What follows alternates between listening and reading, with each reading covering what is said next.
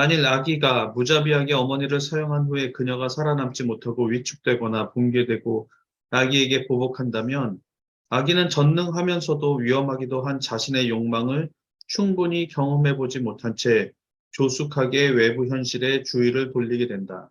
그 결과 아이는 그의 대상들을 충분히 요구하고 사용하는 것을 두려워하게 되고 결과적으로 욕망을 신경증적으로 억제하는 성인이 된다.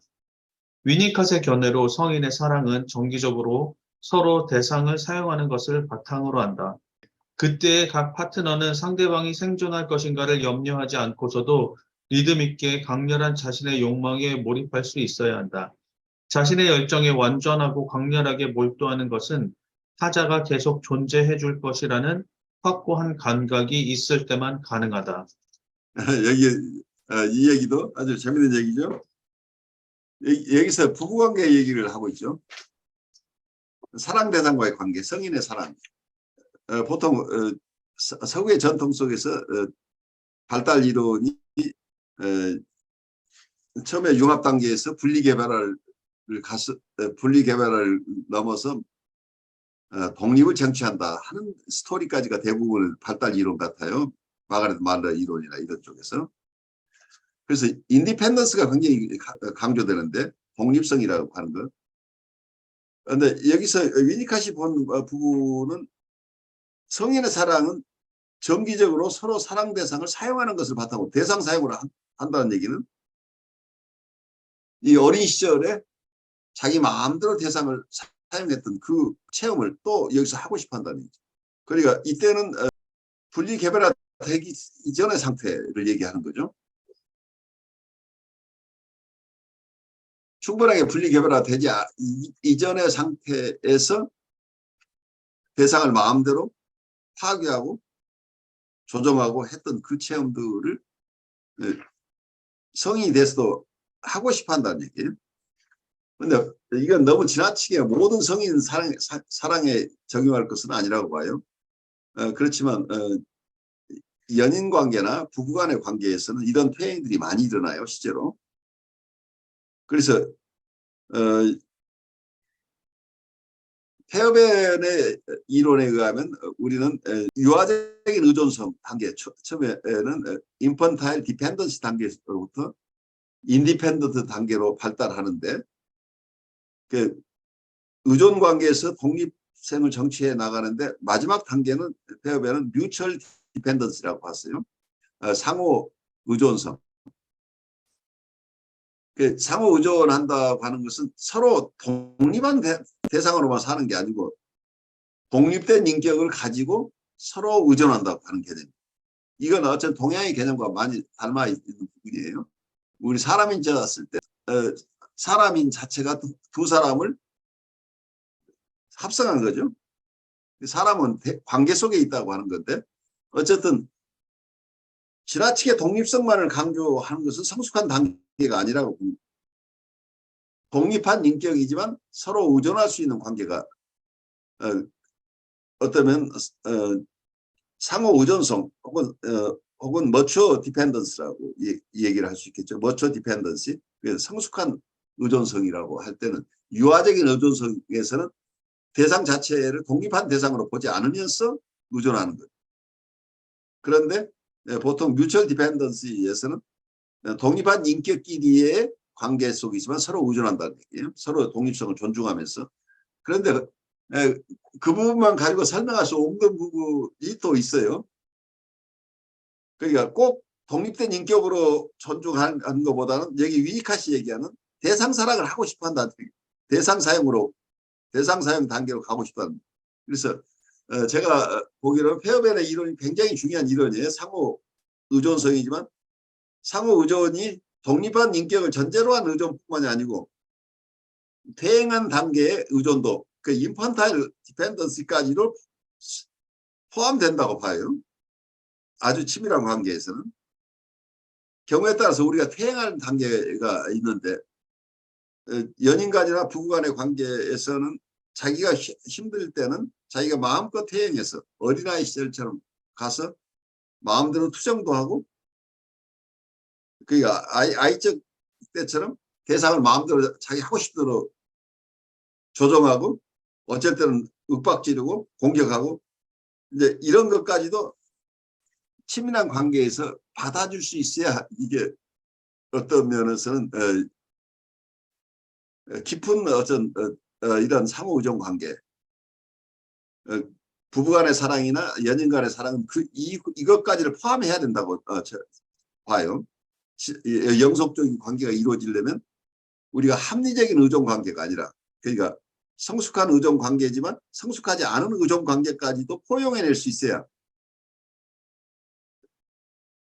어떤 영구적인 사랑의 관계가 유지된다고 보이는데, 이때 위니캇의 대상 사용이라는 개념은 중요하다고 봐요. 어른이 됐어도 대상을 마음대로 사용하고 싶고 한다는 얘기죠. 그러니까 유아적인 어떤 사용을 하고 싶어 한다는, 다른 쪽으로 얘기하면 퇴행한 상태에 자기를 수용해 줄 수 있는 대상이 필요하다는, 이러한 개념을 코우스는 셀프 아브젝트라는 개념으로 사용하고, 자기 대상이다. 우리는 자기 대상이 필요하다. 평생 자기 대상을 우리는 필요하다는 얘기예요.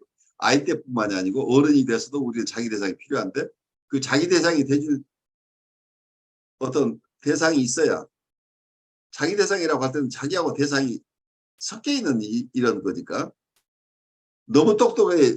그러니까 부부간에 뭐라고 할까요? 여러분의 부부 관계가 어떤지는 모르지만 항상 존경하고 공경하는 관계로서 남편님, 아내님 하면서 이렇게만 사는 관계, 2조 때 정경부인하고 살아가는 어떤 대감처럼 이런 관계만 있을 것인가, 이런 관계만 가지고 어떤 사랑의 관계가 유지되어야 되느냐 한다면 그건 어려울 거란 얘기예요. 어쩔 때는 서로 철없이 굴고 엉뚱한 짓 하기도 하고, 그래서 한쪽에서는 더 야단도 치고, 그렇지만 야단 친다고 하는 게 그걸 포용하고 있다는 얘기죠. 그러니까 어떤 행동을 해도 포용해 줄 수 있는 어떤 대상이 필요하다는 얘기예요. 막무가내로 행동해도 누군가가 그걸 포용해주고 붙잡아 줄 사람이 있다고 한다면 그 속에서 마음대로 자기가 자기 안에 있는 것들을 표출해낼 수 있는 거죠. 그러면서 관계가 더 깊어질 수 있는데, 이 관계, 이것을 잘 이해하지 못할 경우에는 어떤 면에서는 황혼이혼도 생기고 여러 아주 초기 단계에서부터 서로 관계가 깨질 수도 있고 하는데, 우리는 이 발달 이론을 너무 지적으로 배워가지고 이 단계 가면 우리는 독립한 인격이 되고, 독립한 인격끼리 서로 인격을 존중한다는 쪽에서 여기에 너무 이론적으로 매달리면 인간이 언제든지 심리적으로 퇴행도 할 수 있고 애기짓도 할 수 있고, 그러면서 또 회복되면 다시 돌아오고 한다는 이런 역동들을 이해하지 못하고 대상에 대해서 관대하지 않게 될 가능성이, 그러니까 대상을 관대하게 바라볼 수 있어야 되는데, 그 대상이 아주 성숙한 대상으로, 모범적인 대상이기도 하지만 어쩔 때는 처음 대상이기도 해요. 그리고 이 두 가지를 오고 가는데 서로 간에 어쩔 때는 철없는 행동을 해도 서로가 이해해주는 관계가 돼야 이게 참으로 깊은 관계가 된다고 저는 임상적으로 느끼는데, 제 얘기 들으면서 여러분 어떻게 느끼세요? 요즘 많은 사람들이 상대방을 완벽한 대상을 많이 찾는 것 같아요. 완벽하다. 그렇죠. 예. 그러다 보니까 배우자에 대해서도 뭐 유튜브에서 나오는 거나 어떤 사건들이나 이런 걸 보면은 자꾸 완벽한 대상을 찾거나 아니면 완벽한 대상 놀이를 자주 하더라고요, 보니까. 그래서 이제 그런 걸 보면은 아까 교수님 말씀 황혼이혼이라는 것도 사실은 이제 보면은, 저는 이제 가족들이나 말할 때 남자는 태어나서 죽을 때까지 애다. 그렇죠. 그래가지고 이상하게 여자보다 남자가 좀 더 심한 것 같은 생각이 들거든요. 남자가 오히려 애가 든 그런 행동을 할 때가 많은데, 근데 여자들이 기대하는 남자의 모습은 의젓하고 뭔가 갖추어져 있고 그런 걸 기대하다 보니까 남자가 같은지 사실은 퇴행이라 하기도 조금 곤란한 것 같아요. 그냥 퇴행이 아니라, 태행이라고 얘기할 수는 없어요. 어떤 면에서 예, 자유스러움의 표현일 수도 있단 말이에요. 예, 그냥 노는 거죠, 한마디로. 그 근데 플레이풀하게 그거를, 말하자면 그게 유니카시 얘기하는 플레이 개념이란 말이에요. 플레이풀하게 예, 이렇게 하는 건데. 근데 그거를 이제 막 유치하다는 등, 뭐, 그게 뭐, 보기 싫다는 등, 뭐, 이렇게 해버리면 그런 행동, 노는 거는 자기도 모르게 놀게 되거든요. 그럴 때마다 그냥 싸움 나고, 나이가 50대, 60대인데 게임기 가지고 놀고 있으면 막 부시고 던지고 막 이러면은 이게 그런 것 때문에 어쩌면은 관계가 사실 완벽을 요구한다는 자체가 오히려 이게 더 퇴행적인 그런 모습이 아닐까 이제 그런 생각이 드는데 그런 것들 때문에 상호간에 또 성숙한 관계가 아니라 경직된 관계가 되고 좀 그런 생각이 좀 드는 것 같습니다. 아주 중요한 말씀이에요. 그러니까 관계가 좋다고 하는 건 서로 자유스러워야 되잖아요. 자유스럽다고 하는 것은 어떤 면에서는 상대방이 기대하는 자기 모습도 있지만 상대방이 봐서 실망할 만한 부분까지도 서로 드러낼 수 있는 관계가 필요한 거죠. 그것까지를 수용할 수 있어야 서로 관계가 바람직하게 이루어질 수 있는 건데 우리가 서로 좋은 모습만 보이는 것으로 간다면 우리는 계속해서 뭐라고 할까요?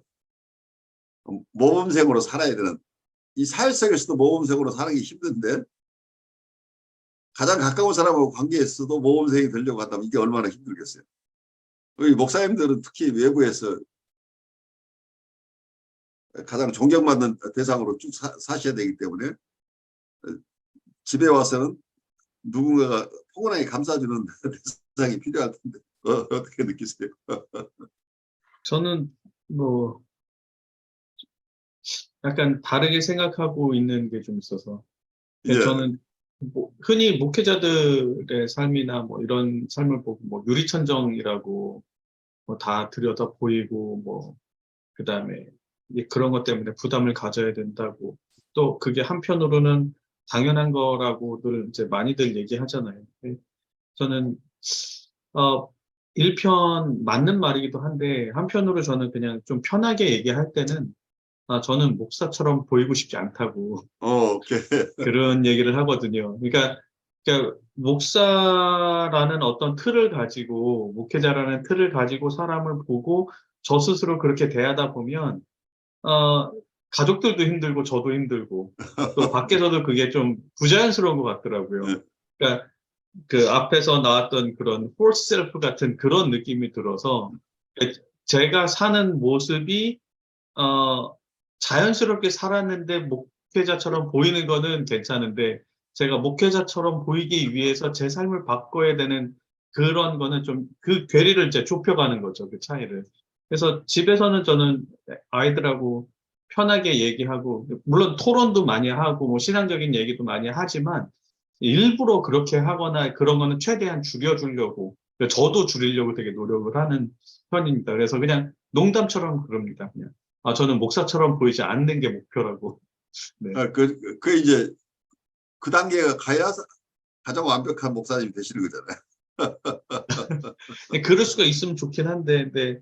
또 주변에서는 그것 때문에 실망하거나, 네. 그런 모습을 안 보이면 또 되게 실망하는 경우들도 있거든요. 그래요. 또 그럼 그러니까 네. 그게 어렵다는 얘기예요. 네. 다른 분들의 기대를 우리가 이겨내지 못하면은 우리가 그 틀 속에서 살아야 되는 게 네. 얼마나 부자연스러워요. 그러니까 네. 다른 사람들의 시선에 의해서 만들어진 내가 이게 어쩌면 우리의 폴스 셀프예요. 네. 근데 거기에만 계속 매달리게 되면 자유스러운 자기가 발현할 기회가 사라져버립니다. 그러니까 그걸 그, 반대하라는 게 아니라 그거 자체가 네. 인위적인 그분들의 기대가 좋은 거니까 그걸 받아들이되 그분들 방식이 아닌 내 방식으로 살아가야 되는 거죠.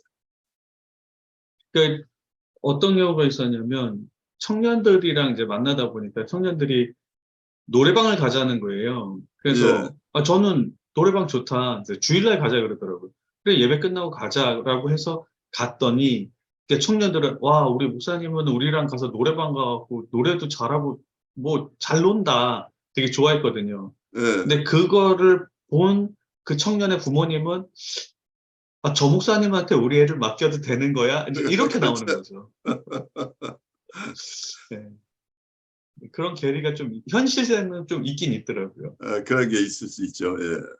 네. 예, 그래요. 정답이 있는 것은 아닌데 상황에 맞춰서 그런데 내 자유스러움을 최대한 담보하면서 살아야 되죠.